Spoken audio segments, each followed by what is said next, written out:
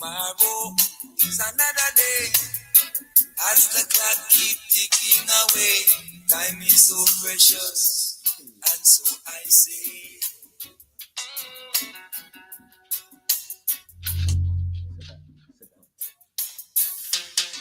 Let's make. So look, put it on your lap. Hold it here. Hold it at the top. And just tap the side. Don't.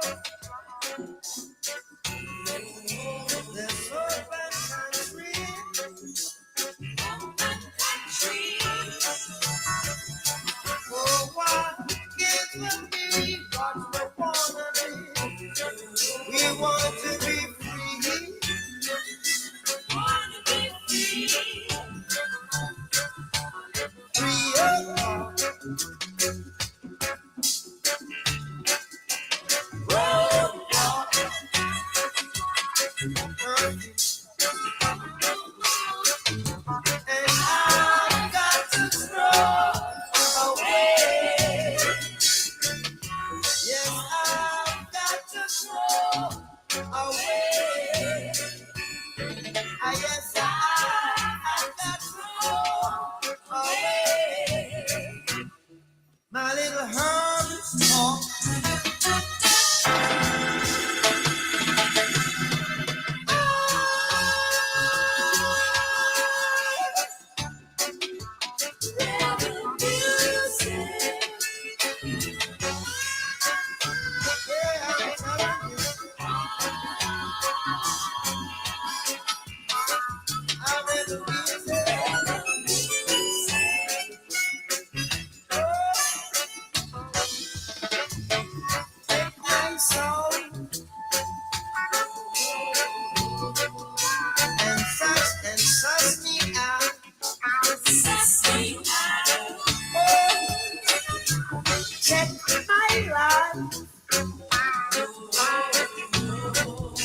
If I am in doubt, I'm in doubt. I'm telling you,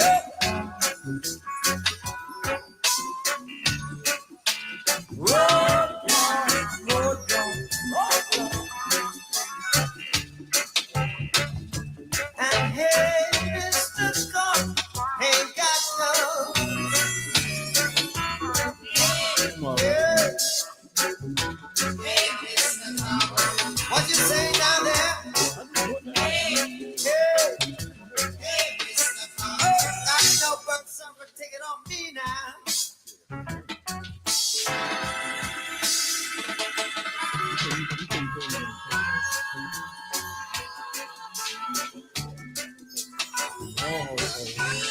You might be live because definitely make us live. Keep it off the screen.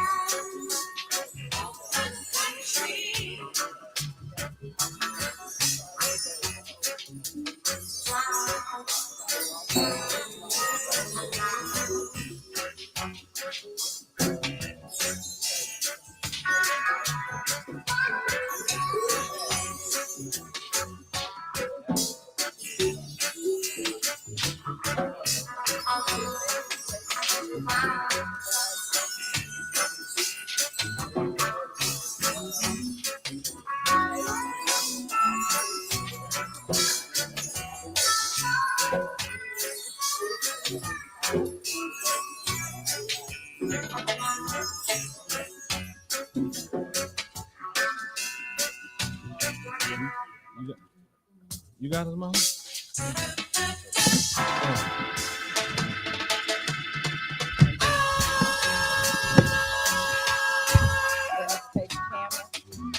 Oh, they got you. No, it's multiple cameras, so they got you one way or another. Well, good afternoon and welcome. How do you say welcome in Kiswahili? On the spot? That's hello. I know welcome in Tree is. Let's go with what you know. Okay, Akwaba. Akwaba, everyone. We welcome you to another session at Temple of New African Thought. And we're happy that you decided to join us today, in person as well as online. And we hope that when you leave this place, that you leave more informed and encouraged about your Blacktricity. We are here today with Dr. Asul, and he will be sharing with us today. Go with what you know. We're going to deal with some... It's long. We're going to deal with some religion. Religion, the edification of a people's culture. Yes. Do we want truth or do we just want to feel safe? I think our toes better get ready.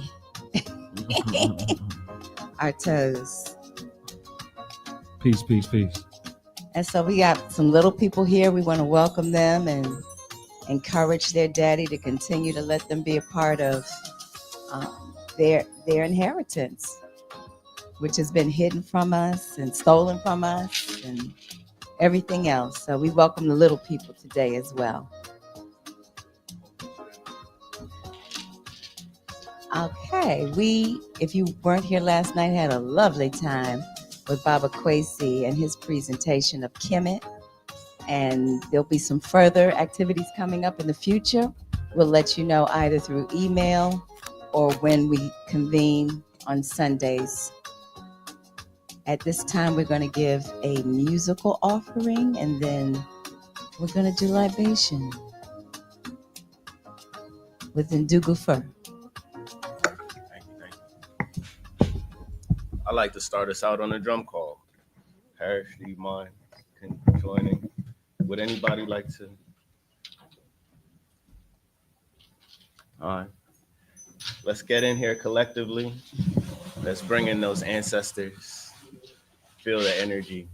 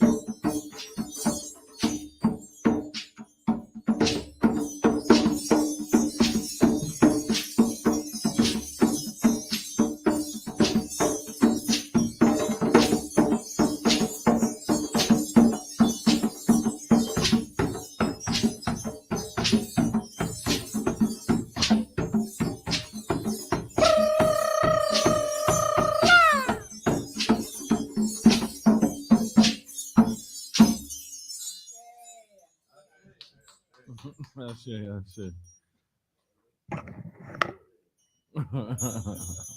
We want to celebrate the little one that was helping out musically.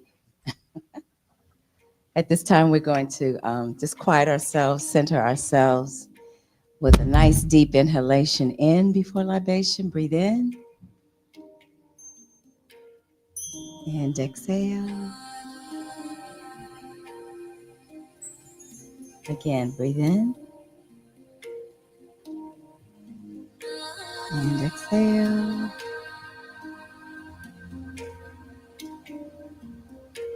Breathe in and exhale. I was told by an elder many years ago that the ancestors are forever surrounding us, just waiting for a word from us so that they can come and assist from that realm the things that we know not of. And so today we're going to acknowledge several groups. First, those that came over during the mid-Atlantic slave trade. Ancestors of old, we want to thank you. We know not your names and not even your tribes.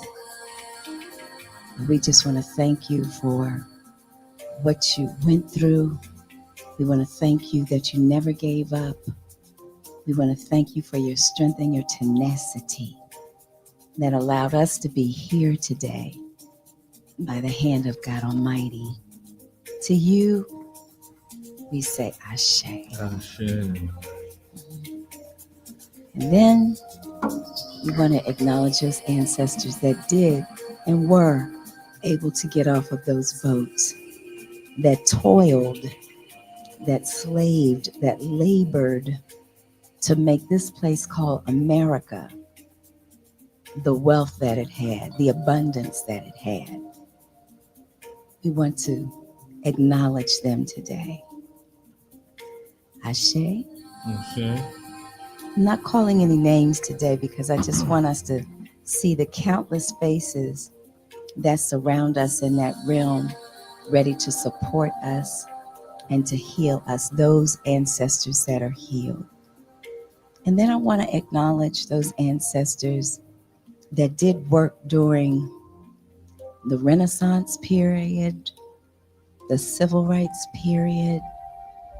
And so if you care to do so, we will name the ones we are aware of. I'll start and you can just begin to call their names out yourself too. Marcus Garvey, Ashe. Ashe. Pauline Lumumba, Ashe. Patrice Lumumba, Ashe. Queen Nzinga, Ashe. Nanny of the Maroons, Ashe. Malcolm X, Ashe. Dr. King, Ashe. Stephen Biko, Ashe. Carter G. Woodson, Ashe. Dr. Sebi, Ashe. Dr. Clark, Ashe. Dr. Amos, Ashe. Ashe. Dr. Wellsing, Ashe. Ashe. Benjamin Banneker. Ashe. Dr. Patricia Newton, Ashe. Ashe. Ashe. Ashe. Ashe. Ashe. Ashe.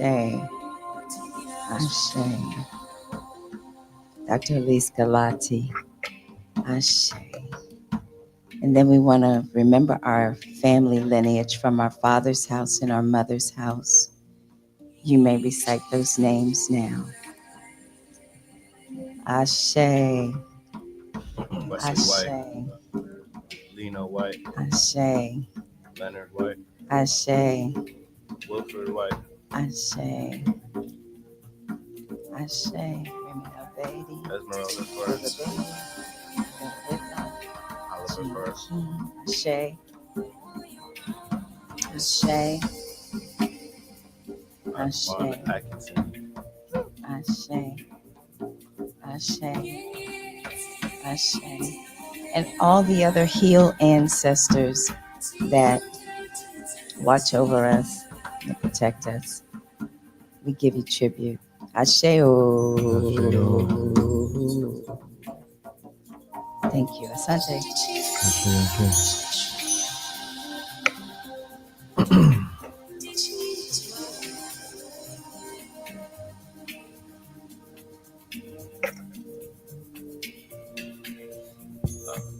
Can I do a song?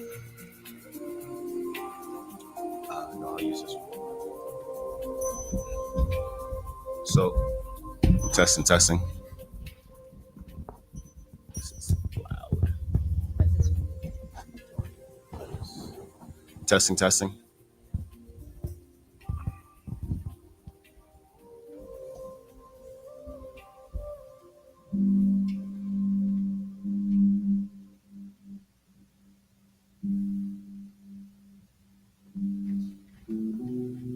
I'm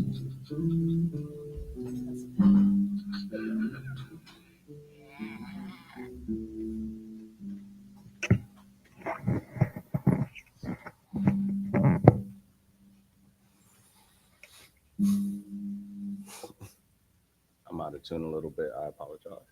I'm hearing it, and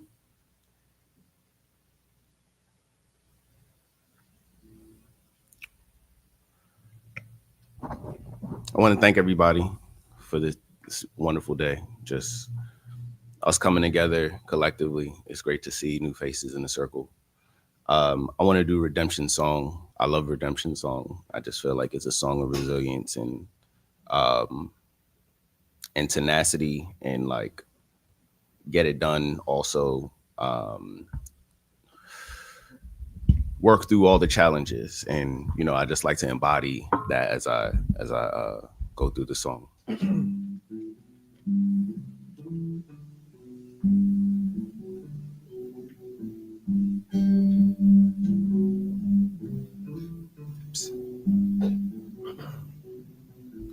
War pirates, yes, they're rabbi.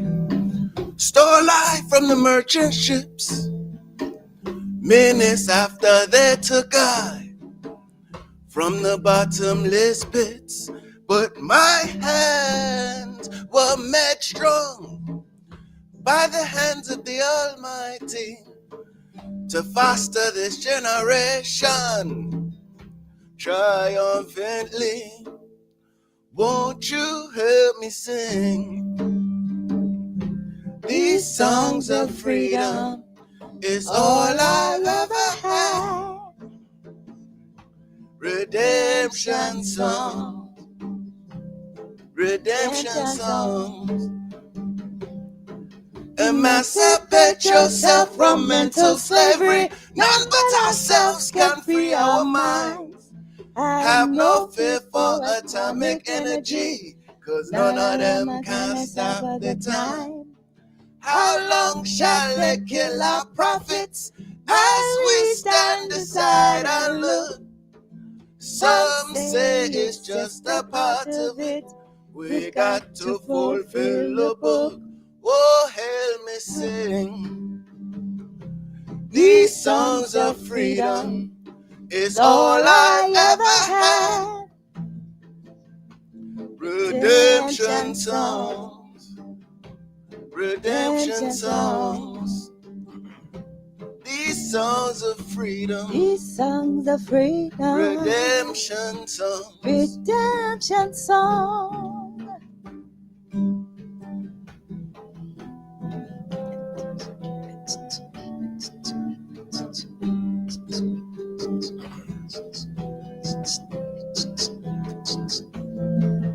Play the time. Come on, give me one. Come on, one time. Yeah.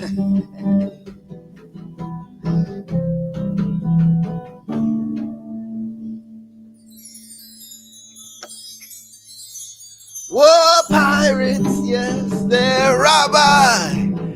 So lied to the merchant ships.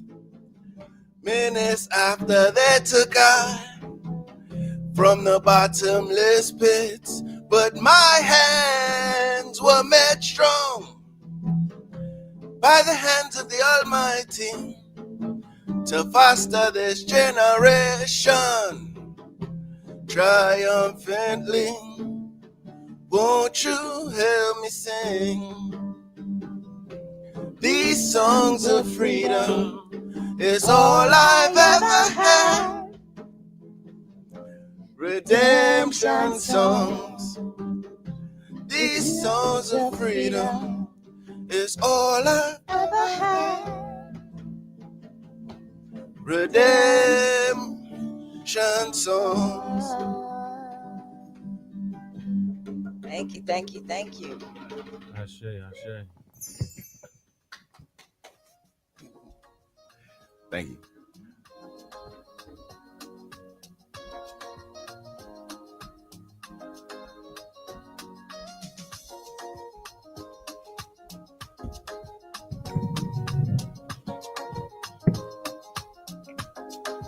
And so we're going to move on to our next phase and hear a word from Dr. Asar. Let's welcome him, everybody.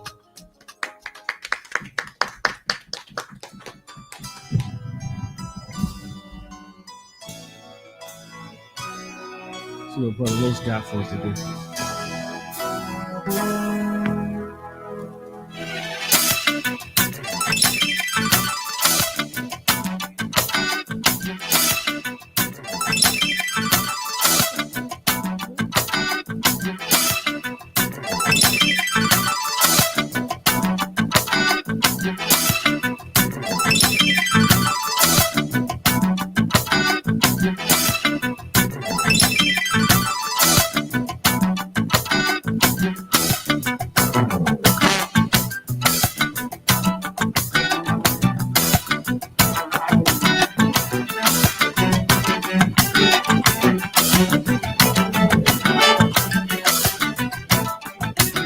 Every man has a place. In his heart there's a space, and the world can't erase his fantasies.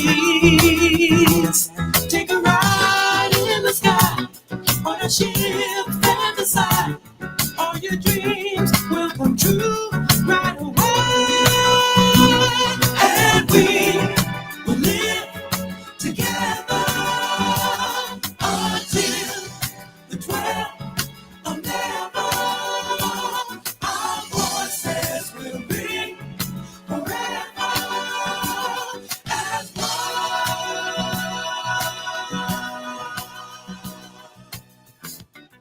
Amani 9 Google. Amani 9 Google, which means peace and power, peace and strength. Before I speak, we acknowledge those again who walked before us, the ancestors who held us, the ancestors who came before us when the world tried to forget them. We call forward Mayat, the principle of truth, justice, balance, and order. May every word spoken today be weighed on her scales and found centered. And we honor Njia, the way of ways, meaning there's multiple ways, especially when we look at this thing from an African-centered perspective. The living path that teaches us both and.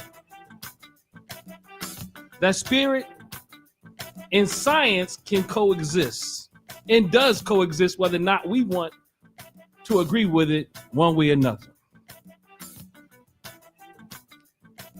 Being and doing, past and present, must all meet in truth. Again, Amani 9 Google, which means peace and power. So I have here, do you possess your beliefs, or do your beliefs possess you? Well, let me say it another way, as I have it written here. Do you possess your beliefs, or are you possessed by your beliefs? One more again. Do you possess beliefs, or are you possessed by them? Dr. Henry Gregory says many times, if you don't examine your beliefs, they have you. Let me rewind it. If you don't from time to time examine or re-examine your beliefs, they have you rather than you having them. I've been studying for some time, and today's going to be a little different. It's going to be a both and, because I think that both and it exists, but both and doesn't mean that any and everything goes, or both and that there's there's no rules, there's nothing that could better suit us or what have you. But again, this is going to be a both and journey. And many years ago, in studying religion, and many of the speakers, especially the metaphysical speakers, they always talk about religion. They go religion, to bind back,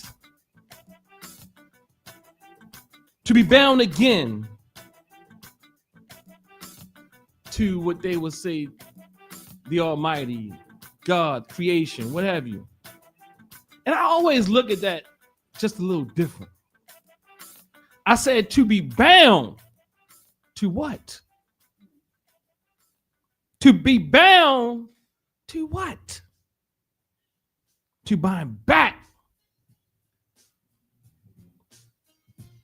I don't know. Our minds have been bound for a long time. I would argue that in many cases, what we call religion binds us to a thing. Is it all bad? No. Is it all good? No.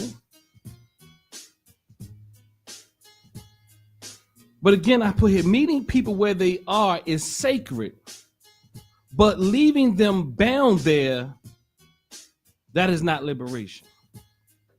So I'm with meeting people where they are.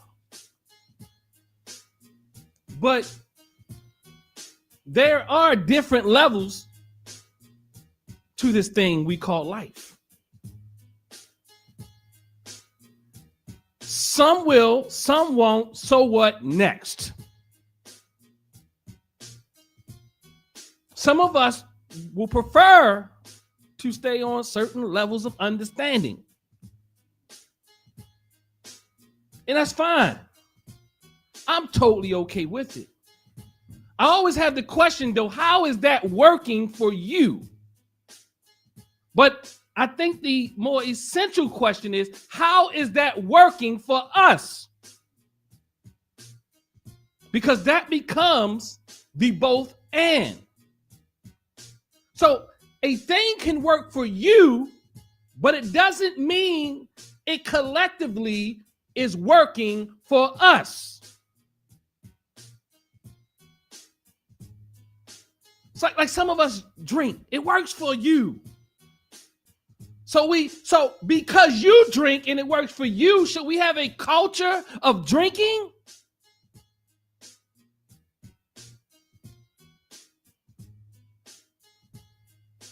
So we often ask questions in these very individualized, from these very individualized perspectives. And because I don't want to fall within a culture or change things about me, I try to integrate that as being acceptable in the greater culture. So again, meeting people where they are is sacred, but leaving them bound there, that is not liberation. So that's that both and. I can meet anybody where they are. Anybody, and I can respect it because that is what works for them.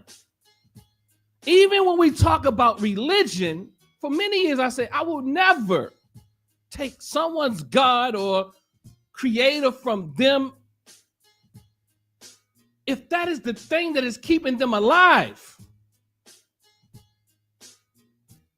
But that doesn't mean that that same person is not bound. And that doesn't mean that that is the path for us as a collective. And no, I'm not ignorant enough to believe that everybody will be on the same path. I think many of us believe that, and someday we'll wake up and we'll be all holding hands and we'll be singing Kumbaya in whichever framework that we follow, but that's more of the fantasy. And I argue that we love living in fantasy.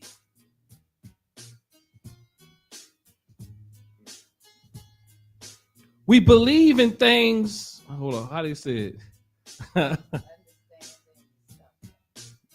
Grab the mic. I can't hear you, Mama. Stevie, Yeah. when you believe in things that you don't understand, then you suffer. Superstition's not the way. Yeah. When you believe in things. And you know, I don't have to me, it's not a problem whether people believe in the thing. But I see it doesn't serve us. When it stops serving us and it retards your ability to reason, it really messes with me. Because the more of the many things we say we practice and follow, the more divorce rates, the more families are falling apart, the more drug abuse is happening, the more these things happening. So we must admit that something isn't working for us. And there are things that are working for us because it's a both and. But the problem is when we have sacred cows, you can't change any of the ingredients. And you argue about what is pure. What is pure doctrine? What is the correct thing of doing a thing that was created centuries ago? And act as if somehow we could figure it out. That's delusional. You don't know. You don't know. Stop lying to yourself and others. We don't know. Even history has many different interpretations of the same event. And I'm saying these are people who are really trying to understand the best way they can. As honest as they can. They're trying to figure this thing out. And there's no one religion that will be enough. As my father told me many years ago, I don't know how many years ago that was, just sounds good, many years ago, that he said, God is too big for one religion. And if you think, I mean, I'll be honest with you, I'll throw the G.O.D. out of there too. Because that is a conception created from man. This is a different conversation. This is not a theological conversation. And I'm sorry, because I haven't been much of a conversation as of yet, because I'm talking. And I like to have these conversations, but I want to preface that this is not a theological conversation. Theology is something that we create for whatever reasons we created to, whatever reasons we try to do with it. What did I just say? You know, because there's many reasons why people practice these things. And we have the most ignorant reasons why we think ours is the truest one, the right one, because it changed me. Now you tell me somebody who didn't change them. And you want to convince me that yours is the right one because it changed you. It took me from this level to this level. Whose hasn't?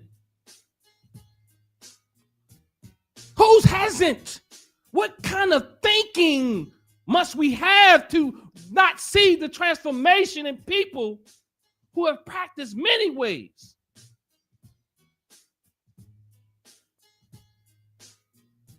But again, I ask the question, how does it serve us as a people? As Dr. Marimba Ani speaks about, how does it serve us politically? How does it serve us politically? Some of us and most of us we're in traditions because we were born into them. There's nothing wrong with that. But the reality is, how does it serve us today? And if the tradition that you're practicing today, how is it moving us forward collectively for tomorrow? And because somebody was practicing it 1,000 years ago or just 50 years ago does not mean that it is the tradition that you must continue to partake in. Because when people create these systems, they create them for a time, space, culture, ecological system. All things are taken into what's the word, y'all? Consideration. Thank y'all. Consideration. So anything that you cannot evolve is problematic. Again, this is not a theological conversation. It's not about being the most pious and the closest adherent to any faith, trying to follow the messenger or the prophet or whoever who is perfect or non-perfect. Because, it just depends on which theological understanding you have. And as James Cone speaks about in his book, A Black Theology of Liberation, speaks about spiritual systems or religions having to serve the people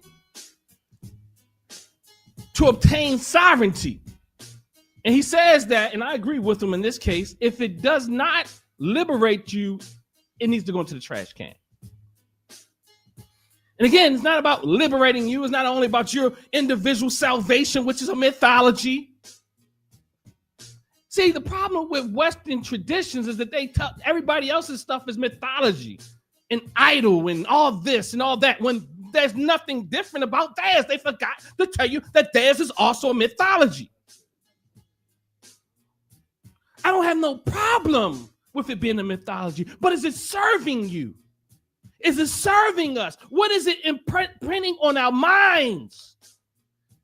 I don't care if it started in Africa, became Europeanized, and then we trying to claim it again. If we were really trying to claim it again, we'll stop mimicking other people's cultures. It's not a clean version. I know we do all types of mental gymnastics to rationalize. I've done it myself. We do all types of things to rationalize anything that we don't want to change. Because change it's difficult. And staying and doing what we've been doing is comfortable or more comfortable, even if it's not. So again,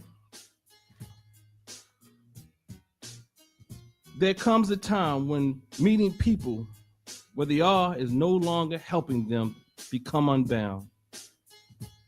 Trust me, I love you, even if that's where you decide to reside. I do. And this is for those who really believe they've evolved to these higher levels in their religious traditions and really critique the other ones as not being evolved, but you're still holding on to this thing yourself and you're trying to rationalize it. You beat up on them. I want to beat up on you a little bit. Next level. You want to talk about how they don't understand this and that and this and that, but what about you? You are holding on to something that's not real.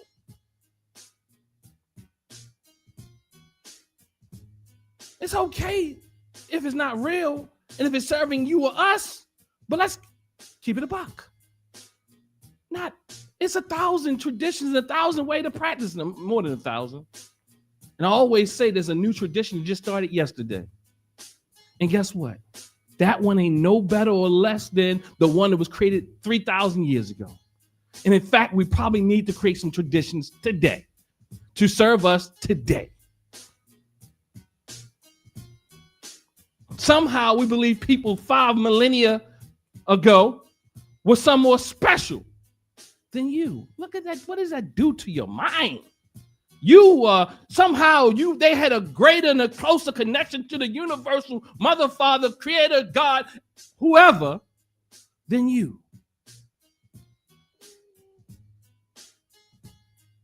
Somehow, another culture's way of practicing is more holy, more pious, closer than yours. Create your own. And make up all types of stuff you want to believe, but it's serving especially if it's serving your people. You got to do some real work to cut off your reasoning.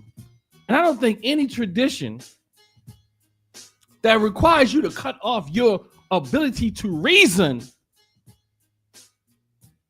it's like the creator or whatever you want to call it. I don't have a word. I'm not that arrogant. I don't. But I'm using language because we're trying to understand this thing a bit, to communicate. But there's no right word. There's no right word. God, Allah, creator, universe, mother, father, ancestor, whatever. There's no right or wrong way. Go ahead. So what does disassembling that look like? If you've built your life, let's say, on Christianity, and you've gotten to a point where you really are thinking about some things and you're challenging what your belief system is and why it's that way.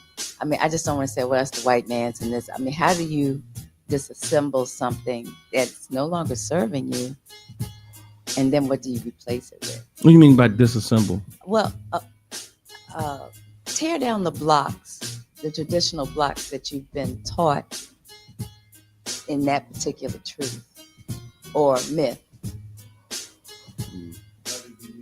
Oh, yeah. Thank you.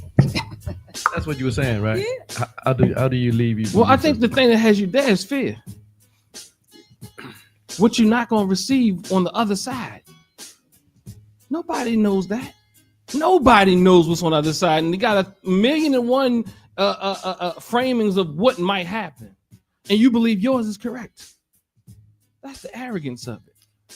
I don't know. That's the baffled being. We want to act like we know more than we know. And your mind will make you believe anything that it wants to believe. Because you're talking, and people mean it. But there's levels to this. People are in different levels. Some people who teach you know it ain't true. But it ain't totally wrong, because in their mind, they don't think people need something. It doesn't mean that they're always trying to be wicked. But if you talk to most theologians, they don't look at the religion the same way as those who are preaching, one, unless they're a theologian who also preaches, but also than those who are in the audiences. Because the masses, oh no, I'm not going to say that. I didn't mean that, but because you put the masses are the asses. I didn't mean it. But I think there's some reality. That's how they see it. And so I'm not convinced that they're totally wrong. When they not necessarily the masses of the asses, but that most people, and I'm not like many people just want to be. That's their level.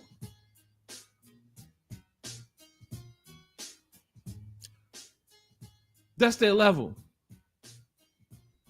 It's in superstition. And I didn't even get to the point where I want to get to yet. This is just a preface. But go ahead, Brother Fur. I'm thinking about this from a both end perspective.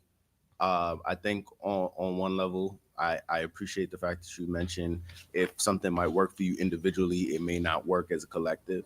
I also think that as we in the Njia Rites of Passage have reviewed Dr. Wright and some of his teachings, and I don't think it serves us very well to be worshiping a white Jesus, just me personally.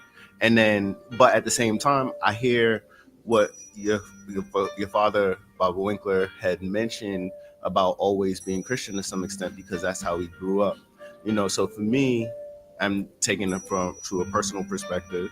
I understand the teachings on a allegory level of like the religion that I grew up with. I also feel like there's always going to be a part of me that is that, because I grew up like that. You know what I mean? I can't take away those lessons and the morals that came with it. At the same time, I think that it serves me well to find a more traditionally African uh, practice that also incorporates, the very lifestyle and culture that I built for my own life. That also includes movement, that also includes being in nature, that also includes, you know, uh, because I feel like there is a spiritual side of me. And we're getting back into the individual and we're talking really collectively. But I'm thinking also about uh, what Dada Faluke had mentioned. See, I'm using my terms right. um, what does it look like to disassemble from an individual perspective? And I say carefully, because it's like you don't know what ties into what exactly, and you're just processing. It's like for me, it's a slow process. I'm not throwing away the baby with the bathwater. Really processing like, okay, well, even what am I adopting? What practices am I adopting? I think it does serve me well to have more African-centered practices in terms of what I am in belief of. And I think that overall for the collective, just seeing themselves in a more empowering space, empowering way, seeing God in yourself, seeing yourself in God, I think is important as a collective.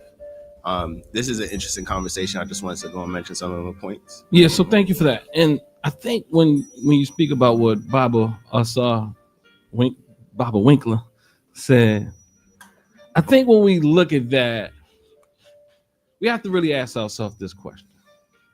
I get what Baba meant by that, I think. But in a sense, now he's talking about something from a cultural perspective, right? Like even like for those of us who want to make Jesus black, this part of us that still see Jesus as white. That's almost like similar to what Bob is saying. Like it's like to some of us who grew up on hip hop music with all the inflammatory and flagrant language and all that. There's a part of you that's still like that.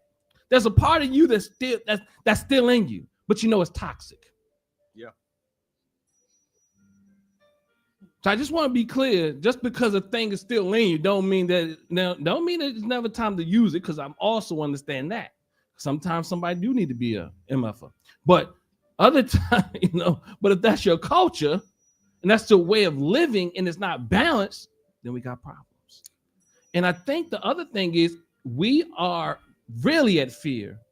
And I didn't get to the point of the conversation yet, so I'm gonna hold you off for a second. All right, that's fine. But because the point of the conversation, we're gonna move a little bit, Brother Lewis. All right, so this is not a religious conversation. It's about psycho-spiritual, cultural, and it's a psycho-social, spiritual, and social one. I'm not here to argue whose God is real. I'm here to ask what our systems of belief actually do to us and for us. What's that again? Psycho-spiritual what? Psycho-spiritual, cultural, and social one. Psycho-spiritual, cultural, social. Psycho-spiritual. Social. Again, I'm not here to ask what our systems of belief actually do. I'm here to ask what our systems of belief actually do For us. to us and for us. Religions are mirrors of the cultures that create them. They reveal what a people fear, value, and organize themselves around.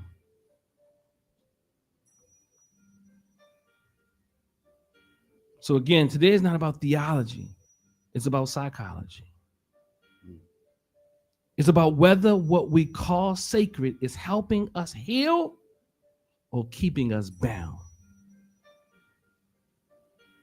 If your spirituality doesn't sharpen clarity, deepen accountability, or strengthen community, then it's not liberation. It's coping dressed in sacred language. Coping. And again, there's nothing wrong with coping. There's nothing wrong with coping. We need to cope. But that's not everything. But Lois, you want to ask that question? Or give me that statement or whatever that is.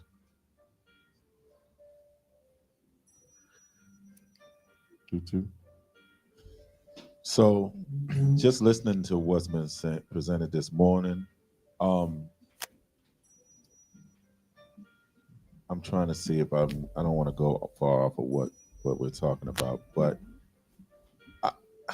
I think how I see it is all of these beliefs are just labels. If you're living on a righteous life, it doesn't have to have a specific name, or because some of these things cross, they cross culture, they cross spiritual beliefs, they cross everything. They cross things that, some are similar, definitely some are different, but it's just the title that we carry.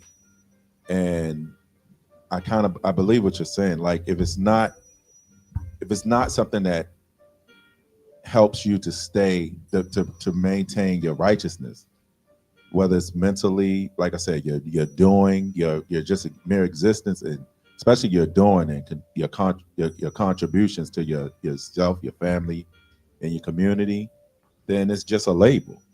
It's not. It's it actually doesn't have any power. So it only has the power that you allow it to have. It's no special magic that's helping you to do something or get to any place or do anything like that. It's just what it is, a controlling mechanism. So what I'm saying is that with African-centered ideology, belief systems develop with natural, which is natural things happening and reacting to natural things. So what I mean that reacting to the way that they can read the stars, reacting to way floods flooded the land, reacting to natural things, and those were the connection to the Creator, to the Almighty, to whatever you want to call it. And when you get outside of that and you just start creating, like, just which we talked about, just mythical things to make ourselves feel good or to punish us mentally and to scare us into certain things, you're not living a righteous life. If you're not righteous for real, scaring somebody is not making them righteous. So that's what I don't know if I confuse you, but that's what I was feeling. No, I appreciate it. I do think, as Mama gets the mic, that we have to keep in mind that fear is at the core of many of our traditions. Notice I said many.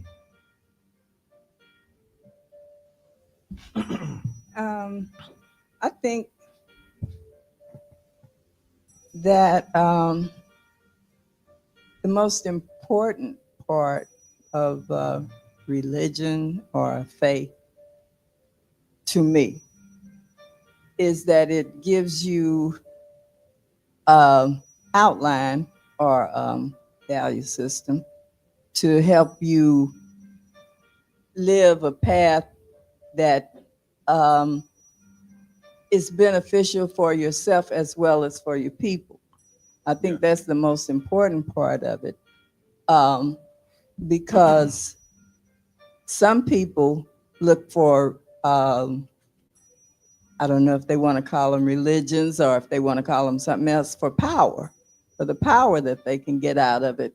They choose the little rituals and the habits and things that they have been taught will let them work magic or do some kind of power because they want some power.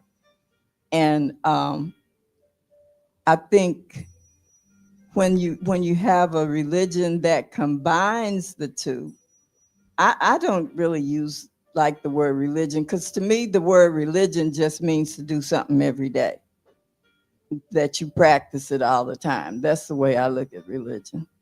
And I know because some people used to have a lot of problems with saying that Kwanzaa is a religion. And I would say, well, I try to practice the values of Kwanzaa every day, so I guess it is a religion for me if I'm trying to do that every day. But still, to me, the basic thing that makes me go for that is that I think it's a better way of living that will help me and help my people. And one thing I want to ask you, you keep using the word bound. Okay, I see two meanings for that.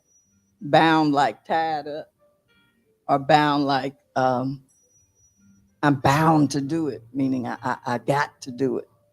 So is that the same thing? Or? Well, yeah, I think you can use that.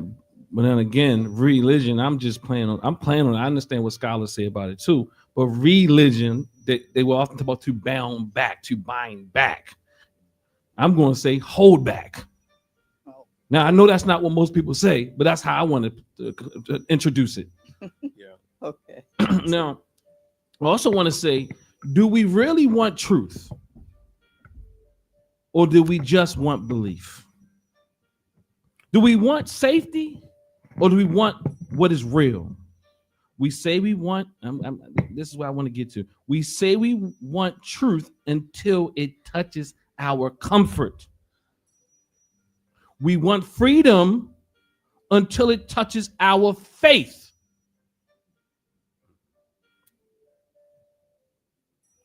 I'm gonna go, mama. Let me rock. We want freedom until it touches our faith, our relationships, or our economic security. Did that clarify for you? Truth has never been safe. It has always been revolutionary. We want facts until we talk about religion. We want objectivity until it threats our theology. We are often quick to critique politics, economics, and race, education, until that critique asks us to examine our God. We can forgo the educational institutions. We can put down all these other things and say these things have been colonized and we need to build anew. But when it comes to that faith, we rationalize it. We say defund the police. We say decolonize the psychology. We say decolonize the schools. We say all of that. But when it comes to our faith, we think that somehow is different. When we've been taught by the very people who have enslaved us the way to operate. Somehow that's different. I get it. I was working at a Christian school. And you can talk about everything besides religion. People say you can't talk about politics, but politics is everybody talking about it. But you don't talk about faith. You don't talk about even that white Christianity and how it keeps us bound. I'm talking about not just Christianity as a whole. I'm talking about that white and evangelical wing of it, where they have schools that still operate under them today. Everything's good, but this sacred cow, what we call religion, is not to be touched with, to be touched. Many say they don't want to leave one religion only to take up another. I understand that. None of us want to trade one bondage for another. Many of us say, I don't want to deal with a African tradition that's kind of like a bit separatist.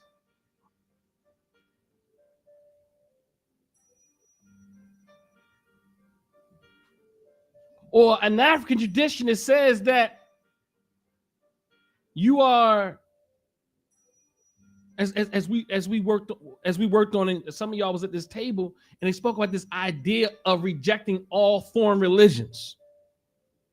I've heard even someone say, why would I leave? Why would I leave? Why would I go to more towards the African tradition if this is the type of talk we having? I say, I get that, but let me just read it here. But we have already accepted a European system that demanded we negate our Africanness. When an African spiritual system challenges the same European worldview, we resist claiming neutrality. When reality, it's loyalty to what colonized us. What am I saying here? It's easy, and I understand it. Like, why would I trade this for this? And again, it's a difference between saying I reject all foreign traditions and then saying I reject my people. Because many religions say reject those people. They're less than. We are the holy, pious ones. We are the chosen ones.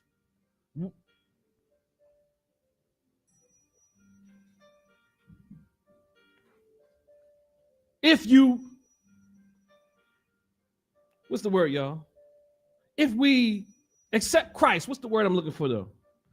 If you profess in Christ, then somehow you are special and you get this special place in heaven, and all the rest of the heathens of the world go to hell. What type of mythology is that? What type of mind, F-U-C-K, is that?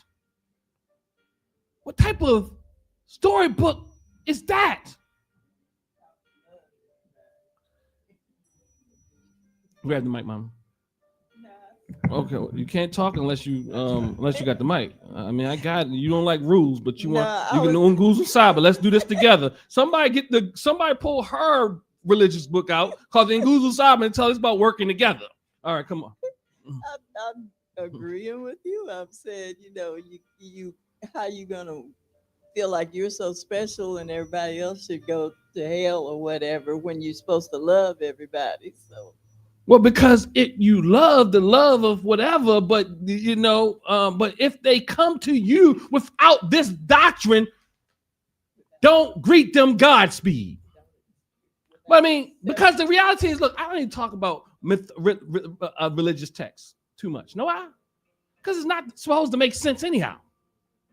Like, if you're trying to make sense out of something that's mythological, like you can argue it back and forth all day. Like, I mean, like, then somebody gonna say, well, you need a holy ear. You need to be able, you need to think different. You're thinking with your mind, not your God mind. I was like, it's like, whatever. Like, I'm not having those discussions. They're pointless. See, I say, do you want real discussion or mythology? I don't do the mythology. I'm not debating mythology. That's where you are. If you want mythology, look, I'm not the guy. I ain't debating mythology because that's fruitless. It's like debating Hansel and Gretel. What's it? How did it go? It's like debating Rapunzel. Did she let her hair down? And how many inches? What? I'm not doing that. I'm debating because I saw it. I mean, I even see it. Honestly, I studied under Dr. Ray Higgins, and I saw even some of the stuff he was debating, and I saw like how clearly and easily a biblical theologian could have just challenged him with some of the things he even said. Just to be honest, I mean, I'm talking about some of our greats. They debate theology. I mean, I've seen like people now that can whip them. I'm talking about like the thing is, because if you're a theologian, I think my dear brother's a theologian. If you're a theologian, he gave me a half smile. You understand? But if you're a theologian, you can like look. I'm not spending 50 years to learn how to debate a theologian about something that's not real in the first place. Just not gonna do it. And it's something that just doesn't have. It's not supposed to make sense. I mean, you talking about Jonah in the belly of a whale, and I'm supposed to believe that? What? I'm not doing that. We talking about tooth fairies. No. Yes. We talking about things that just aren't real. I'm sorry. I refuse. That's not my level. Let's talk about real stuff for me. You know what I mean? I mean, other people do that. Both ends. That ain't what I'm doing. I'm not debating things that aren't real in the first place. Like what? Who gonna win? And then you got other books, and you gonna say, "Oh, the Bible has extra books," and like what? Like it's gonna go on. Or then you got the Talmud, and then you got the Torah, and then you got the what you got in Islam? What's the other book? The Hadith. You got all these different things that you'll never win. I'm sorry, I'm not going down that rabbit hole. I'm not doing it. It's a good activity. I think it's a lot of wasted intellectual power, but I do think people are very intellectual about it. So it shows you how smart we are as Black people. Because look, that's the language that he or she speaks, but they are serious with it. Serious with it. Just imagine if they use that power doing something else. And I get why it's hard to let go too, because we get positions, we get prestige, we get all types of things, you know? I mean, sometimes, and it does help us individually on individual levels and even some small collective levels. But one thing we know, we got to do something different, because whatever we're doing right now, we just got to keep forging ahead, as Mama and Danu says. I'm putting here, negating a European worldview is not negating your humanity. Let me say it again. Negating a European worldview is not what did I say, y'all? It's not negating your humanity, but it's not also negating others' humanity. You don't have to accept a European worldview. There's nothing. Look, so when I read this thing, it says we reject all European worldviews.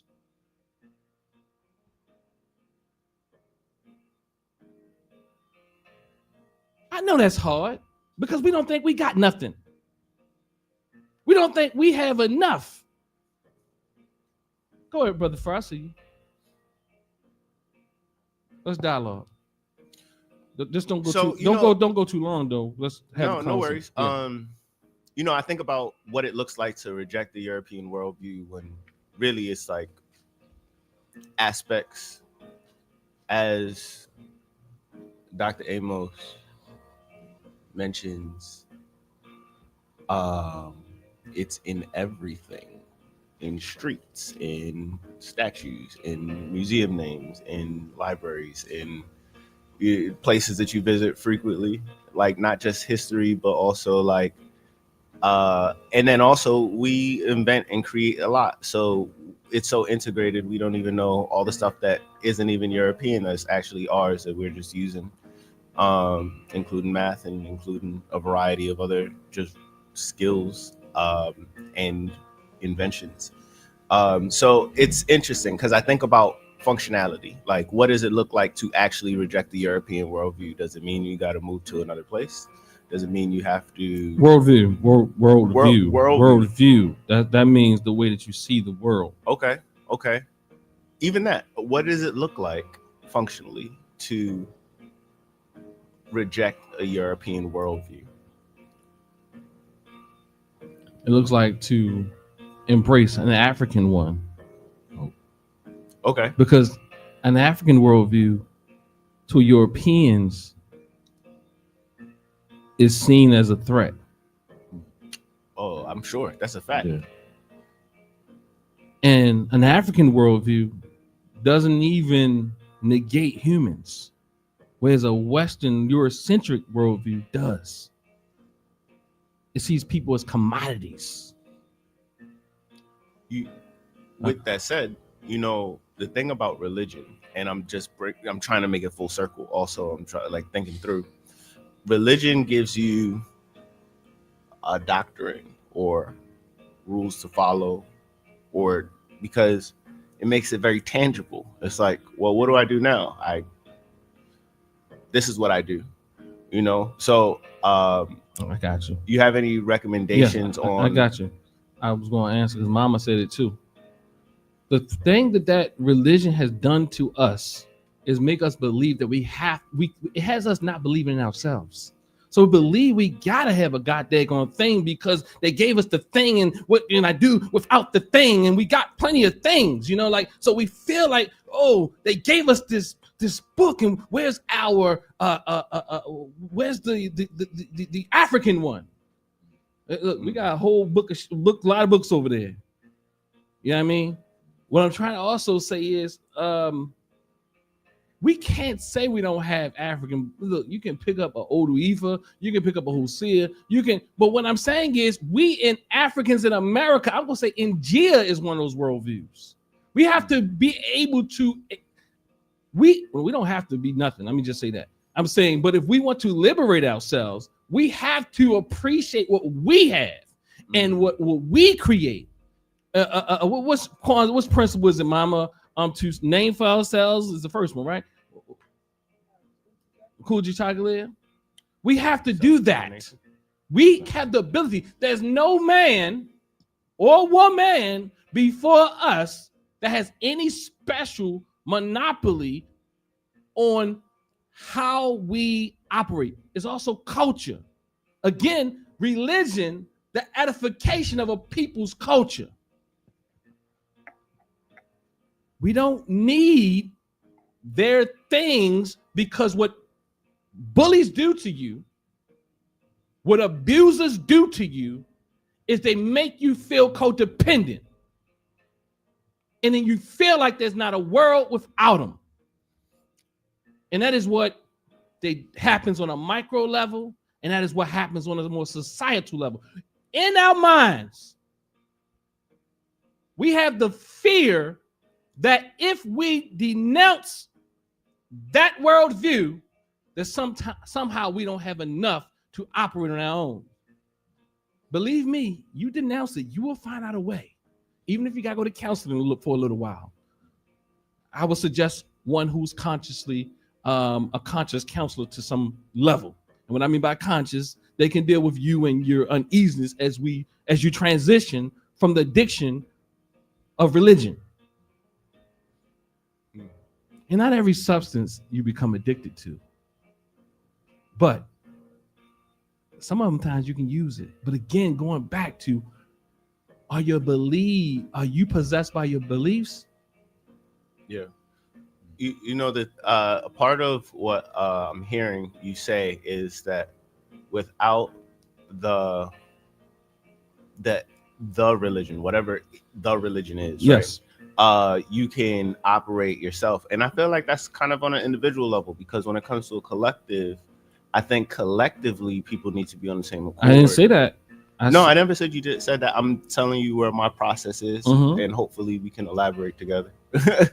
I never put no words in. No, I mean, but that's Yeah. what you were saying. Like that's on the individual level. But I said culture, Yeah, and culture is a collective process. So you feel like, just hypothetically, well, actually, like let's say hundreds of thousands of people denounce their religion or whatever that religion may be. Hundreds of thousands of people probably won't do that. Well, But let's keep it real. I don't do the hypotheticals. It's just impossible unless there's some major event. I mean, let's do a real hypothetical, because there's gonna have to be a major catastrophe or something. God gonna have to come up down here, him or herself or whatever, and make that happen. You know, but most religions have some type of story that's like through the difficulty of the storm, it actually brings you closer to your religion. So I think a major event will probably bring people closer to religion than not. That's a whole nother. It depends if that's God did it himself. But go ahead. I mean, this is mythology. This is mythology. No, yeah, that's what I'm trying to get out of it.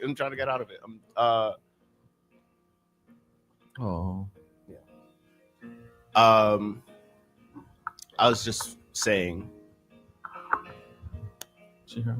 if everyone was to say, well, I'm not going to adopt anything new, you know, that leaves a lot of room for interpretation on like where, because on one level, you know, we like to believe most people are moral and have moral standards, but it's like without some of the theology, they actually, now it's up for interpretation. Theology has not. I'm gonna stop right there. Theology has not made people any moral. Did you see the same people at the bar yesterday, at church this morning? Did you see the same? It has not made you any more. Everybody I see doing all the most immoral things, they say hallelujah after they do some of the most craziest things. My brother in the back. Hold on, you need a microphone.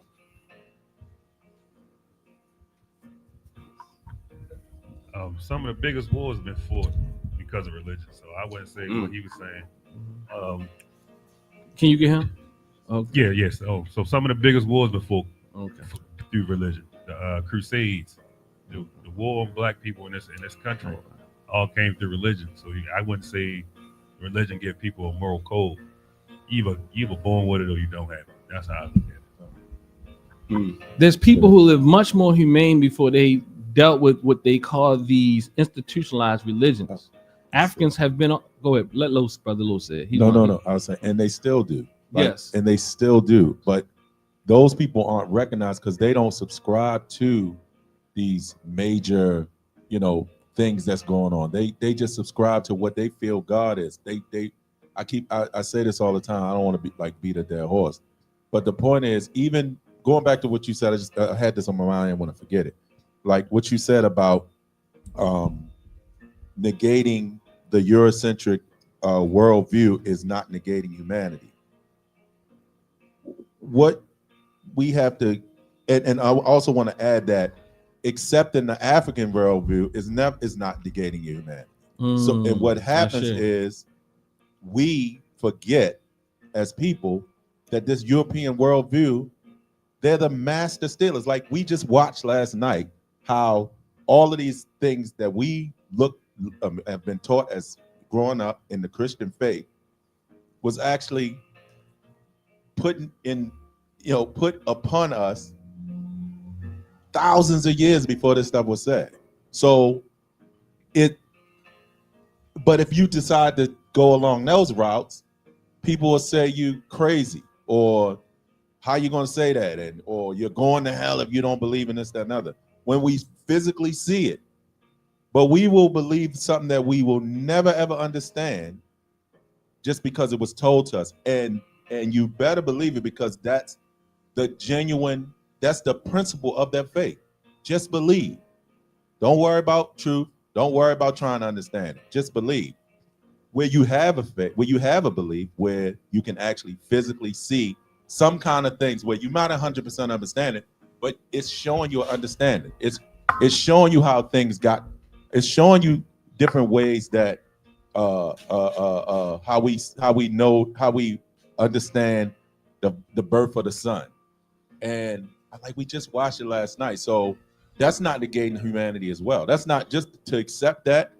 whether you accept it in bits and pieces or whatever. But I think that's the challenge that we face today. Like, we feel we're going to be punished because of that. And that is the thing. Like, these major, and I don't want to, these major religions that most people follow, there's a punishment for not believing in it. And what about those people who never even witnessed it at all? Are they punished? Are they banished from to this make-believe hell or whatever like that? They never knew anything about Christian. There's people in this world living right this minute don't know a thing about Islam, Christianity, Buddhism, none of that. They are connected with what they're connected with, that they've been connected with for thousands and thousands of years. Are they bad people?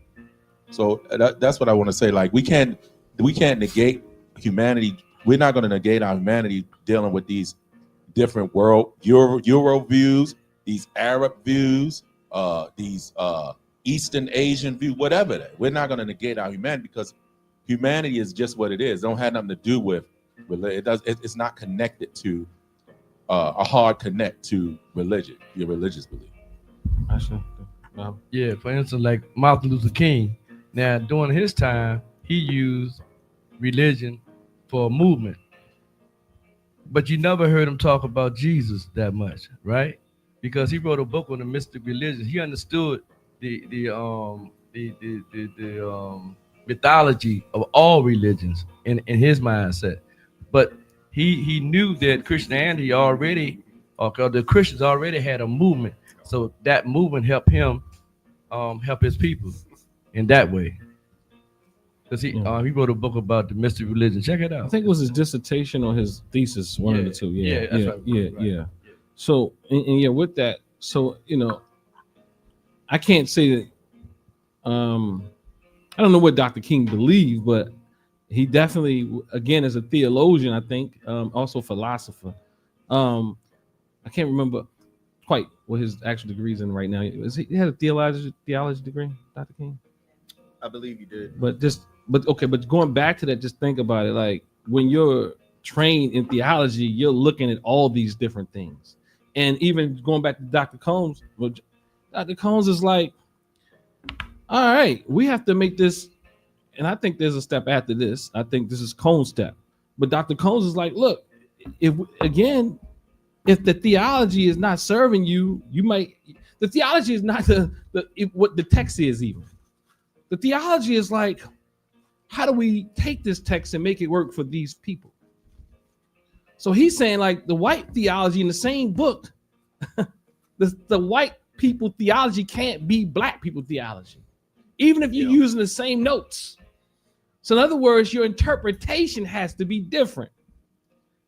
And I would argue, as I think many of my elders would argue, or ancestors or elder from more of an African-centered tradition, is that is not even enough. But that is a place, that's a space, that's a both and.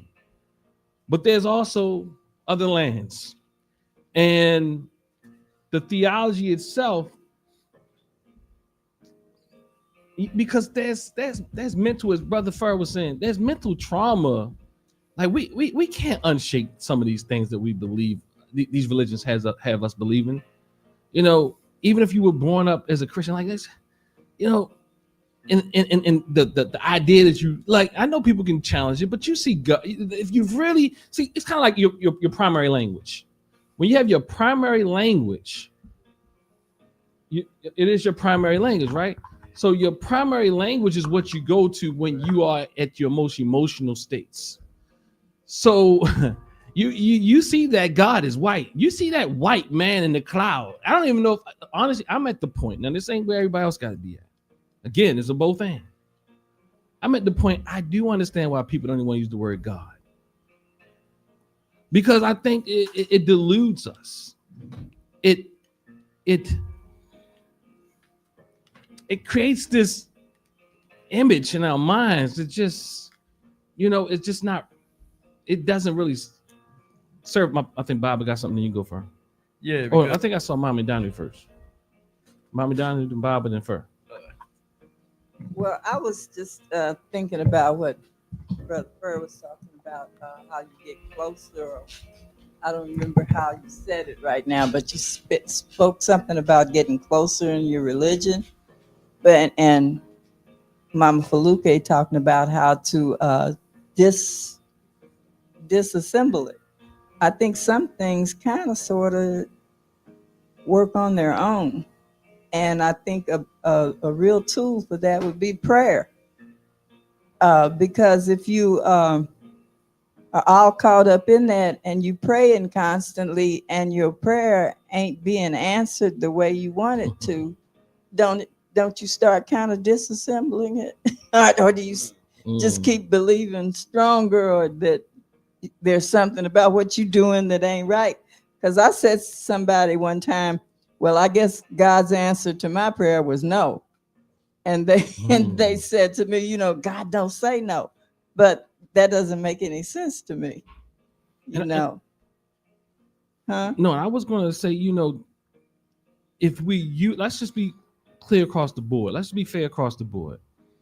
It don't stop at Christianity. It don't stop at Islam. It even goes into our African traditions. I'm saying it doesn't. These things don't serve us because, I mean, to some degree, they serve you at one level. They serve you at one level. But even, I just want to be clear that even the African traditions that we are implementing into our, look, I got a whole bunch of clients that come to me who practice African traditions, and they just as. I'll stop there because we like to live in the fantasy world. And and then the thing is, hold on. No, all right, come on, Mama. Keep the mic though. Keep the mic. Grab the mic.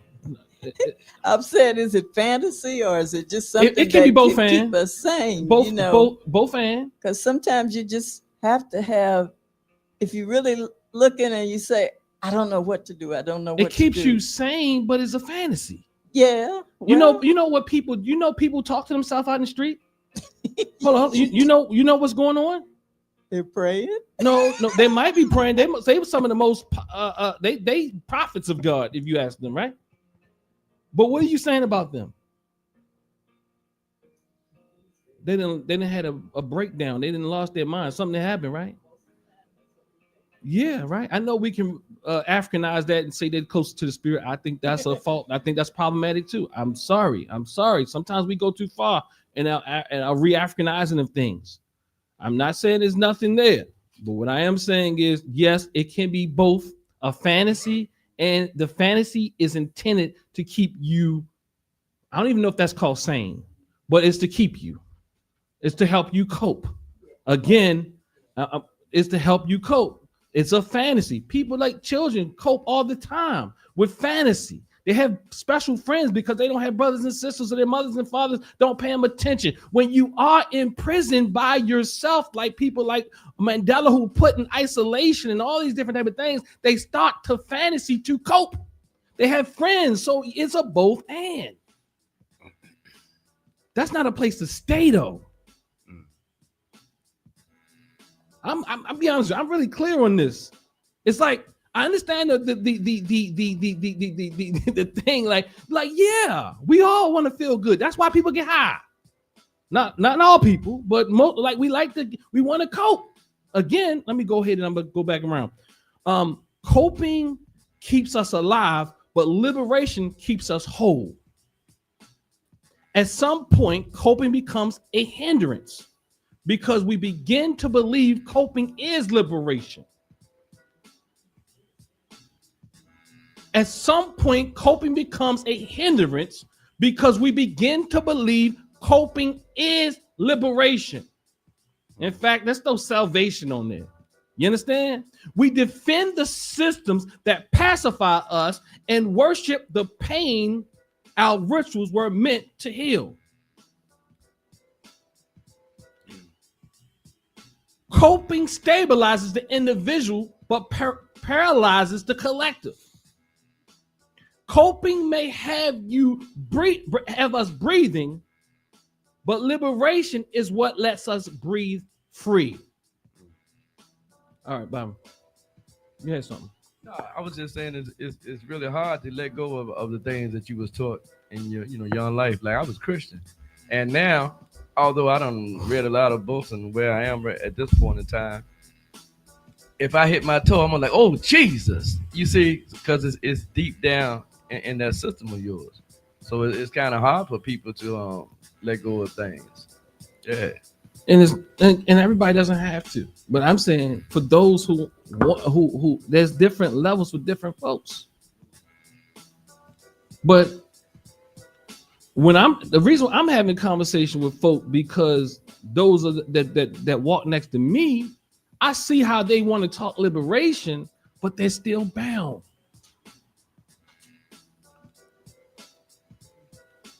Do you really want to liberate yourself and also people collectively, us collectively?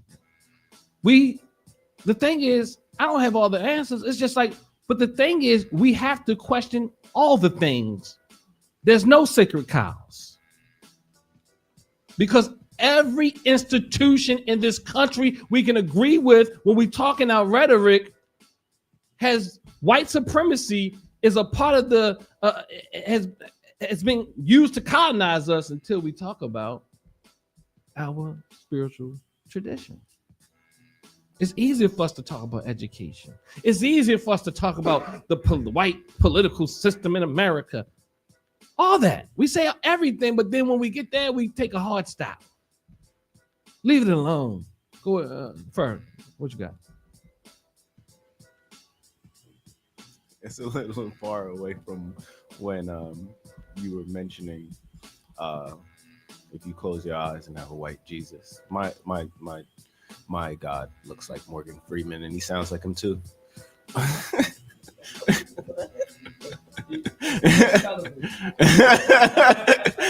Well, maybe you. Look, I'm just breaking it up a little bit. I know it's getting heavy. I'm making a joke. We don't need no jokes. That's I know. We don't need no jokes. Well, I get it, but I think mine might look like them too. Until and guess what? I ain't never been taught none of that stuff. But I see that white man in the cloud, his beard go all up in there. I see it. Be honest with yourself. I know you see it. All right, look, you see that white man. I don't know who he is. I ain't talking about Jesus. That thing, that whatever. What is it called? Y'all know, the face. What did you just call it? The face? Huh? Santa Claus. But you know what though? I was thinking about that earlier too. That's what makes it so easy for you to be where you at in your thinking, because I never even gave any of that stuff to you. I refuse to give it to him because I got it. You know what I'm saying? So each generation should change the other generation, right? So you I think I'm wired different because look, you Right. can't say the same about your daughters. And then I take it further than even yeah, y'all. True that. Look, I challenge what you Right. believe. So I mean, Right. I might just be wired kind of I retired, don't but nonetheless, Yeah, we ain't gonna I'm say just, that. I'm just saying. I don't Look, know. because the reality, no, I'm making What? jokes. All right. You know? Don't tell them what you believe. You gonna get canceled. Look. I'm just saying. I'm challenging the African traditions that we want to hold on to the way we want to hold on to them. The way we want to hold on to, or the ones the way we contorted them to fit our European minds. So I appreciate you mentioning it like that also, because I think that just the way my mind works, and I'm sure I may be an extreme version, but a lot of people may think the same way, where it's like in the book Atomic Habits, they mention if you want to stop smoking, you should possibly get a lollipop and like suck a lollipop instead of smoking, because it's the oral fixation. It's the thing that you're doing during the same time frame. It's much harder to cancel out something if you don't have something to replace it with, an alternative. So for me, I'm looking for an alternative. I am. I guess told you there's a lot of books over there. Look, You just was at a lecture last. You was contextualizing just it, at a maybe. lecture last night, Yeah. and I even challenged some of that, to be honest with you. But at the end of the day, that's Yeah. a step. I'm contextualizing it in a different way, because I think that part of it is the ritual and part of it is the belief. And the ritual itself of doing the thing, waking up at this time, praying at this time, doing whatever it may be, that is your rituals. If you're accustomed to doing that and you're disassembling, right? And you're also rebuilding. You might have that feeling of emptiness in the sense where it's like, I want to replace this with something, because it's very difficult to just go cold turkey off of something that you have been practicing. Now, there's a lot of people. You've been coming here, not just you, but I'm gonna let you go. I get it. It's called fear. It's called an addiction. I said it. I get it. Believe me, I understand. I work with people that's addicted to all types of things. Addicted to their relationships, addicted to their look. But the thing is, we're gonna have a part 2 on this. But look, maybe a 2 or 3, I don't know. But nonetheless, addiction is hard to kick. Believe me, I work with people every day. I do it for a living. It's hard to kick anything that that's ingrained in your mind. You don't even have to explain that to me. I'm just being honest with you. I'm talking about anybody. You don't have to explain it. I understand. I work with people every day who don't want to change their behaviors because they've been ingrained. It's hard to change. It's hard. Look, there's stages of change. And what's the first stage of change, y'all? Acknowledge. Acceptance. Y'all look, it's I forgot the stages now. Y'all making up stuff. But look. I'm just No, we're not. I mean, but the stages of change is called the first stage is denial. Denial. No, hold up. I said acceptance because okay, but anyway, somebody Google it and get the right one. But then go, Mama. Yeah, I would have to go with Dr. Welsing, and she said, until you understand white supremacy, racism, how it works, nothing that you do, you'll be able to understand. And so we've been so deeply rooted in somebody else's concept about what society is, what finances are, what spirituality is. And when we try to go outside of that box, it becomes a challenge because we're still trying to understand it through the eyes of racism. So we really have to, I don't even think it's about dismantling our spiritual beliefs. It is coming to terms with how messed up we got from this system called white supremacy. And once we understand who we are outside of that, I think healing can take place. But as long as we keep looking, and you're absolutely right. As much as I've been around people who have shifted my thinking, that little white man still comes and sits on my shoulder.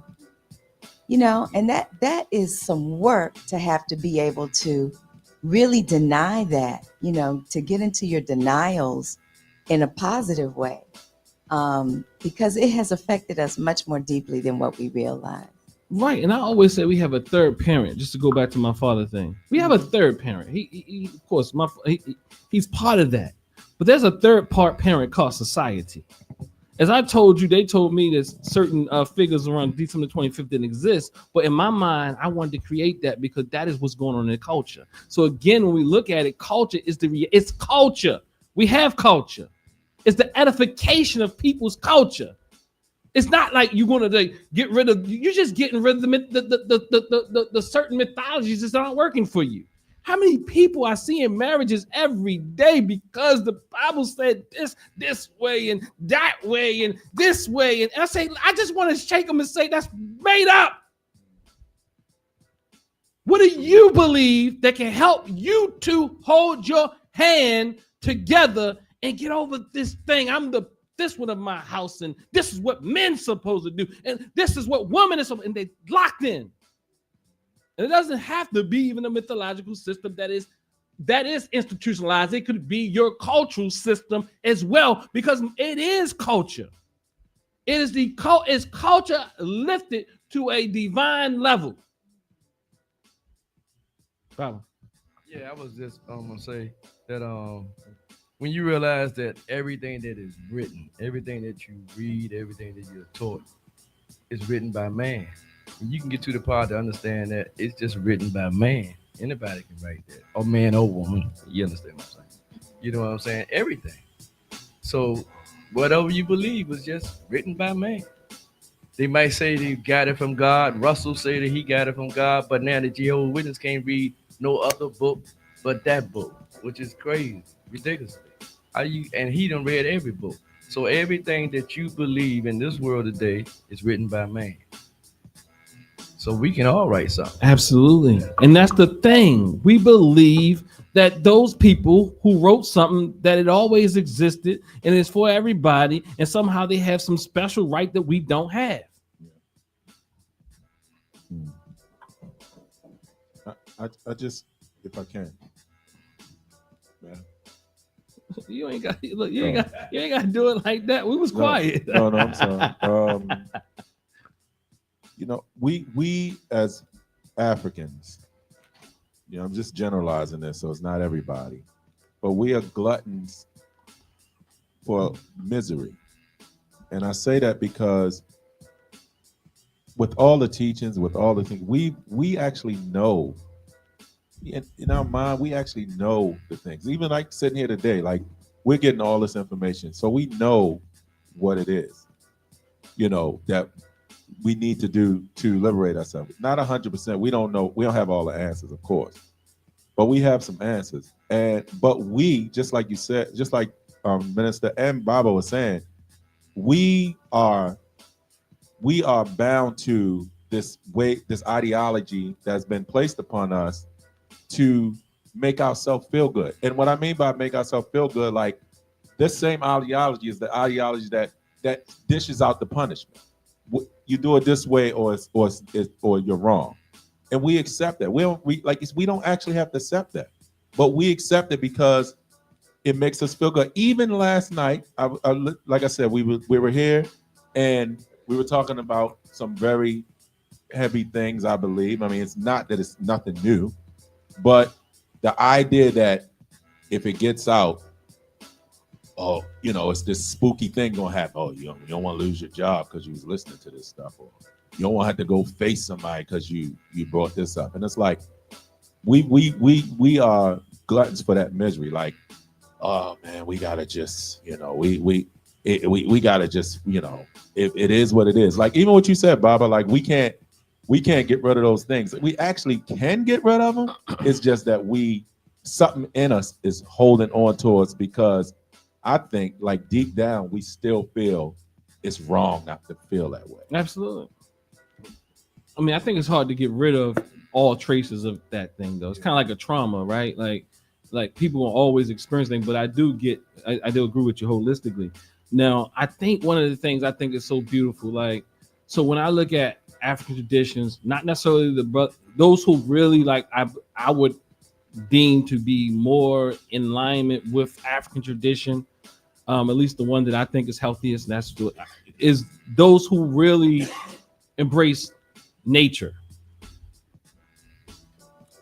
not necessarily hooked up and caught up in the mythology.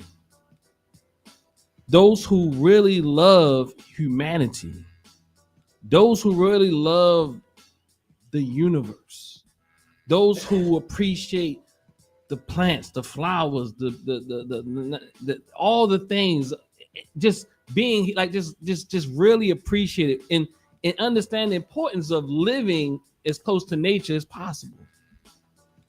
To me, the other aspect of that is that those who speak about the spirituality being a part of the culture and not separate from the culture, that you see God, if you want to use that term, in your brother or sister.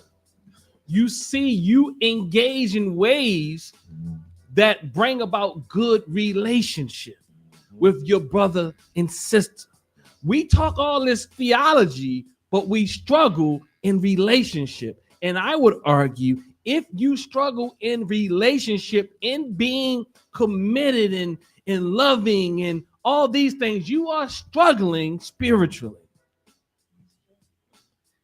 Because spirituality, to me, look, I know we don't want things to be practical, but it has to be a both and. So if you can speak all types of stuff, but if it's not manifesting in your life, it's pointless. So the way you treat your community, it should show up. You should see it in the way that you treat your wife, the way that you treat your husband, the way that you treat your elders. And we know there's struggles out here, for all of us in this Western society to keep us disconnected. But the reality is we must be connected. It's about the connection with it's research on this too. It's connection with those who came before you and those who will become after you. It's the connection with those who are on a linear plane with you right now. See, we get stuck in worshiping things that we never even seen. We get stuck worshiping time periods that we don't even know what really happened. Because it has to be mystical. It has to be all of this. But let your spirituality be the spirituality that manifests in your relationships with your community. I just want to add that that's exactly what I've been trying to say. Like, those who are connected with everything that is created and live their life honoring and respecting that which was created. And what I mean everything that was created, like you said, nature, family, like nothing. I mean, you respect and honor those things that were created. Then that is, like I said, that is I don't know the word is, but that to me, that's being righteous. That's living the right way. And what I mean is, like, we can, as people, not just black people, but we will say God created everything. I say God is everything. So why can you believe that this being created everything when if that being created everything, he is everything. That being, or if you want to, that force, it is everything. So if you're going to honor something that create, something, whether you want to believe in this big, whatever you want to believe in, but I just find it difficult that people don't understand that God is everything. When people say God is in you, God is in that, God. Well, if you understand that, why can't you honor that God is in everything? God is not sitting up here on high and pointing down and deciding, it's everything. You kind of make those decisions on your own. The language, though, the language is part of the confusion. That's why I say even the word God is like, what do you think about when you hear the word God? Baba. It's a good movie called Man Friday. Peter O'Toole and Richard Roundtree. That's a good movie to check out. It's an old movie. Yeah, it's a very good movie. And I was laughing because somebody asked me one time what church I went to in Baltimore. And I said, I got Druid Park. That's before we had this. He said, Druid Park, and he started thinking. He's like, I don't know no churches out there. I said, no, the whole park is where I go. You understand what I'm saying? Because that's nature. And I think one of the systems that kind of touch close on that is what you say, Taoism, you think? Y'all took my mic is dead. Oh,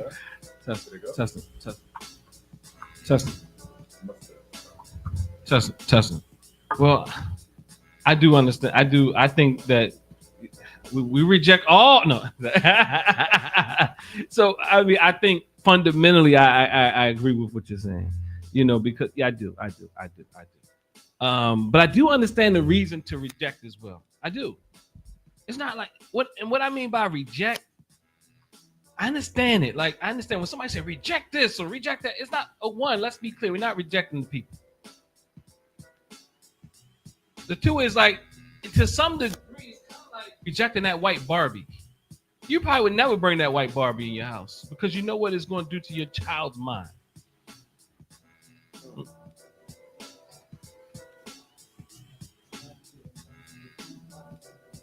So it's like, it's not about like you can do well with it. It's about what does these things do to our minds collectively. It's not about like, I know I'm a very, I could do all the different things, honestly, and be still okay. But the thing is, we do have to take in consideration the psychic impact that it has on us. And we think it is not having a psychological impact on us, but it is.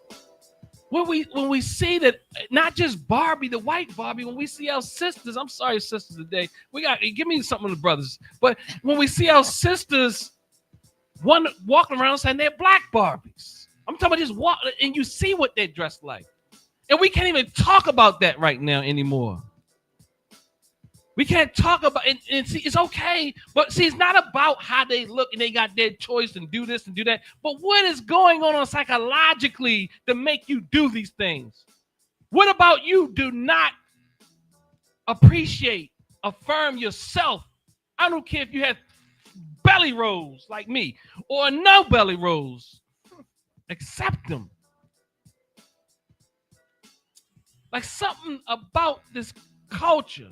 See, again, it's about culture has us not appreciating ourselves. So we have to really understand, Dr. Naeem Akbar used to say, we have to ream ourselves of our European. It's a hard work. It's a hard, I don't know if it can happen, Brother Los, or not completely, but we have to do our best. We have to do our best. And I'm going to close it out. Brother Farr, you can talk to us on the next one or on the other end. Healing requires us to move beyond our addiction to showmanship. I have here. I might say this again, but I just wanted to end with the ending. Healing requires us to move beyond our addiction to showmanship. The trance of performance. Like, we need to have conversations like these. To me, that sage from the stage is problematic. What I mean is where you just lecturing and no one's struggling through this stuff together. Because you can beat stuff into people's heads, and if they can't respond, what kind of process is that? Question. So what's the opposite of showmanship? If we are to move away from showmanship, what should we be working towards? Let me finish it. Okay. We love the song and dance. It's going to answer you. We love the song and dance, the poem and the praise, but it often lacks heart. Let me say it again. Healing requires us to move beyond our addiction to showmanship, the trance of performance. We love the song and dance, the poem and the praise, but it often lacks heart. Follow this right here. We want to hold on to the show. Now, this is the part I'm talking about right here. All of that without, we want to hold on to all that is without heart, without soul. We want to feel good about what is being said without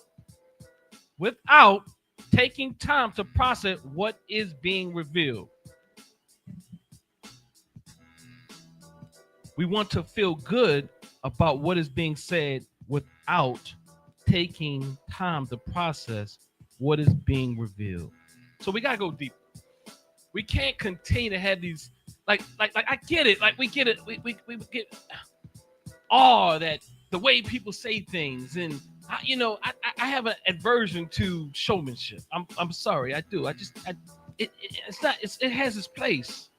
But I see how we don't, people don't have to say nothing really. We just, oh yeah, like no, did that even make sense? Was that even real? Like, we like the way people say things. It rips me up when I see people just listen to the way somebody says a thing, and because it sounded something, they don't even know what the person said. That's the real reality. I said, oh, what? What did they say? I really literally, every time when somebody come in here and they do all that, I'm like, what did he just say? What did she just say? What did they just say? I do keep myself composed. I gave myself license to take off the 20-ounce glove today and put on an 18-ounce glove. To believe I didn't take the glove off. I put on a lighter pair. Imam said, "You sure?" He's a good brother. Let me just y'all know. It's okay. Good brother. I met some years ago doing ministry in the prison. And he was he's still doing great work, you know. That's why we have to have people that look like us in all the places, because he allowed access to those of us who talk this type of talk.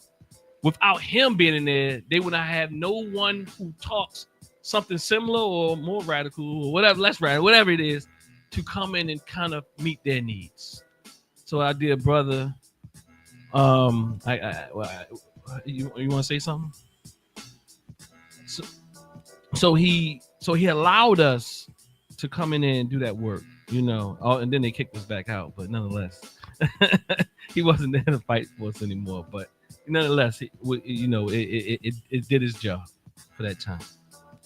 And you can ask the question: did it really do its job? You can ask that question. I think we should ask this question. Like, what I just said? Did it just sound good? You know what I'm saying? Like, I just asked that question. You know what I'm saying? About myself. It did its job. Did it? I think I have to even think about that. So, but I won't go to the soup. Okay, let me just move on. We want to hold on to this show, all that without heart, without the true soul. We want to feel good about what is being said without taking time to process what is being revealed. But true healing requires more than reaction.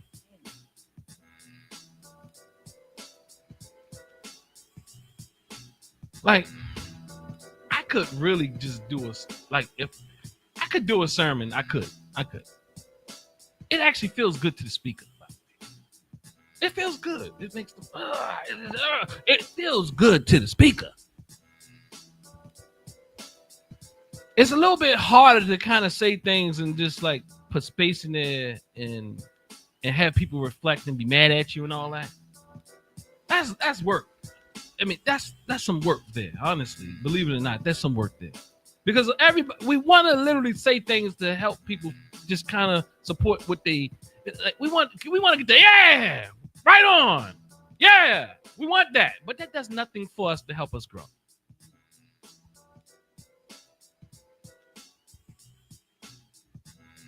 I'm not saying it can't help us cope.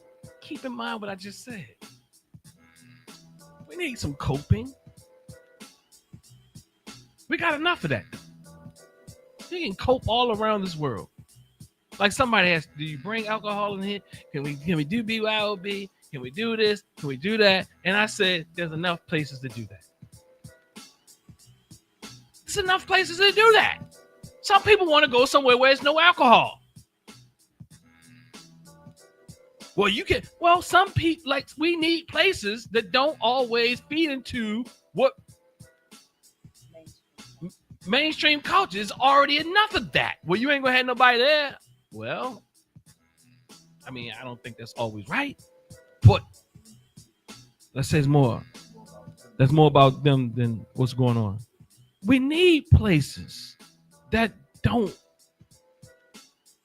not fall within what everybody else is doing. We need places where people who are struggling with addiction can come to and also enjoy some jazz. Because they can't go across the street. They can, but it's way more likely that they will relapse.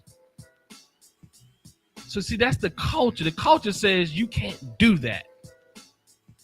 People tell, why don't you do you? Look, I'm telling you, people will always come and tell you what you can't do and what you shouldn't do and what you should do to stay in line with the culture. And they mean you good. That's the thing. They mean you well. They really want to see you be successful. But the reality is we got enough of that. And some of us have to stand up and go against the grain. So my last closing here.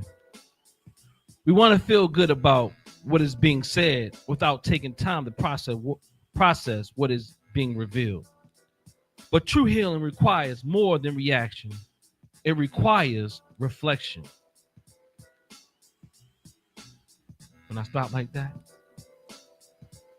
that's the time. That's trying to give some room to reflect. That even bothers some of us because we're used to the show. The show has to be rapid. It has to be like the radio, no dead space.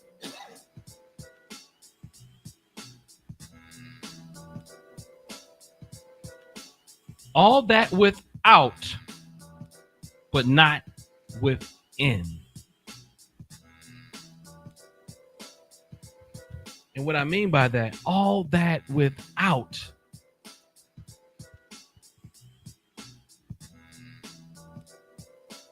I'm saying without heart, without love, without reflection.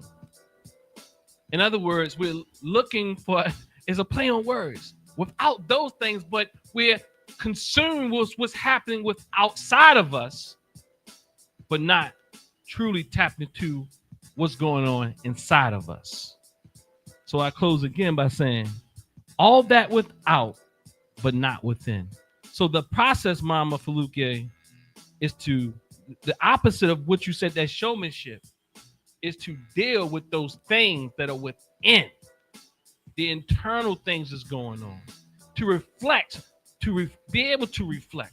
So I said without heart. So that means put heart in it. Without reflection, that means to reflect. Without challenge, that means to challenge. That's what we have to do. We're addicted to showmanship. Ashe. Okay.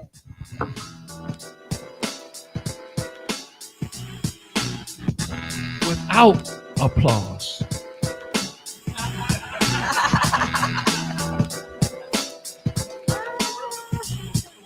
Real though, we sometimes need to deal without applause because it's not going to help us if we always got to do things where people going to applaud. We got to have people feeling a little funny sometimes. Do you think it's because we're uncomfortable with silence and we don't know what people are, really? But silence is powerful. Silence is very powerful. It's powerful because it causes one to think beyond being in the moment and what the capacity to expand from that moment is, for me. Silence is like detrimental to most of us. I teach students daily. Well, I teach students to sit in silence because as a therapist, the goal is to hold space at times.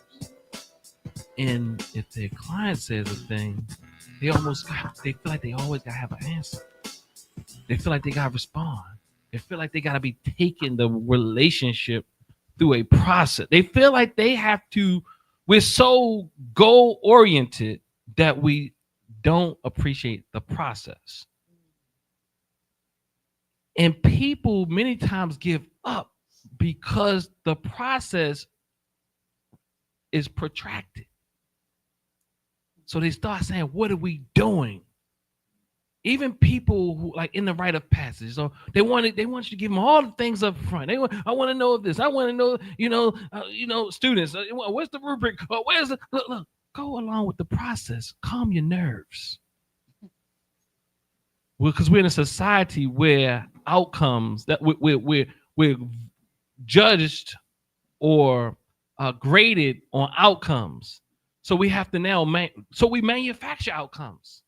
So that's why Fox 45 is not totally lying. I'm not saying our friends, don't get it twisted, but that's why our children are being failing in these educational institutions. That's partly the reason why our children are failing in these educational institutions, because it's outcome based. No wonder teachers will teach to the test, because you don't give them room to bring about whole human beings, because they're judged on standardized testing and all that. I'm not saying there's no room for standardized testing, but what I'm saying is the standardized test is the only way. And you have to skip the process of education because it's about passing the test. It's about therapist guy. Where are we going? What are we doing? What's happening? I mean, they do it in coded language, but you pick up on it. That what they're saying is, I don't feel comfortable. I don't feel like we're making any progress because I want to fix myself like that. And that's the issue in the first place. That we have the disease I call a type A mentality. Type A, people think it's something major. I call it a disease. You don't sleep. You gotta be up all the time. You gotta move, Baba. Good. Okay. All right. Los. Oh, your mic go too. So we're gonna close out with 7 Harambes. All right. Those fists in the air, we're gonna bring them down 7 times with the Harambe. All right.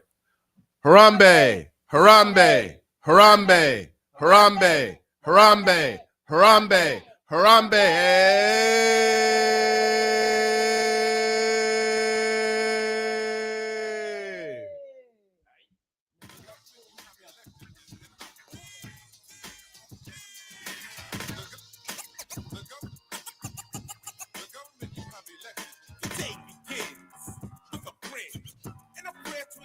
My sins.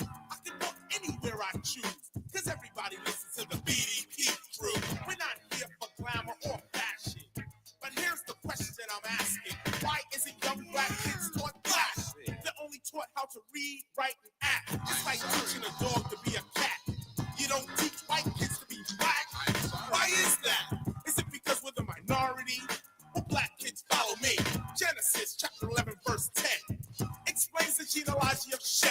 Shem was a black man in Africa. If you repeat this fact, they can't laugh at you. Genesis 14 verse 13.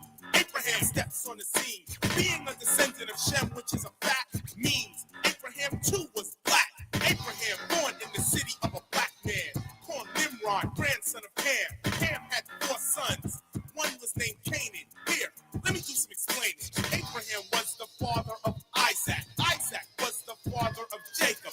Jacob had 12 sons for real, and these were the children of Israel. According to Genesis chapter 10, Egyptians descended from Ham. 600 years later, my brother read up. Moses was born in Egypt.